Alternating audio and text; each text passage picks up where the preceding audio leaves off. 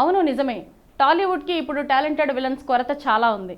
మనోళ్ళు తెలుగు నటులను విలన్గా మార్చి కొన్ని ప్రయోగాలు చేశారు. అందులో కొన్ని సక్సెస్ అయ్యాయి, కొన్ని వర్కౌట్ కాలేదు. అయితే ఇతర భాషల నుంచి వచ్చిన నటులు చాలామంది విలన్గా మెరిశారు. ఇప్పుడు అదే బాటలో మరో యంగ్ విలన్ టాలీవుడ్ ఎంట్రీ ఇచ్చేశాడు. అతను ఎవరో కాదు, కింగ్డమ్ సినిమాలో నెగిటివ్ షేడ్స్లో నటించిన వెంకటేష్. నిజానికి ఈ వెంకటేష్ ఇటీవల జరిగిన ప్రీ రిలీజ్ ఈవెంట్లో తన స్పీచ్ ద్వారా బాగా వైరల్ అయ్యాడు. ఒక మలయాళీ కుర్రాడు తెలుగు బాగా నేర్చుకొని తెలుగు ప్రజలందరినీ భలే ఆకట్టుకున్నాడే అని అందరూ అనుకున్నారు. ఇక ఈరోజు సినిమా రిలీజ్ అయిన తర్వాత విజయ్ దేవరకొండ, సత్యదేవ్ యాక్టింగ్తో పాటు ఈ వెంకటేష్ యాక్టింగ్ గురించి కూడా అందరూ మాట్లాడుకుంటున్నారు. వెంకటేష్ మలయాళ సినీ పరిశ్రమలో పలు సినిమాలు చేశాడు. తెలుగులో ఇదే మొదటి సినిమా అని ఈవెంట్లో ఆయన వెల్లడించాడు. ఈ సినిమా ద్వారానే తనకు మొదటి క్యారవాన్ లభించిందని ఆయన చెప్పుకొచ్చాడు.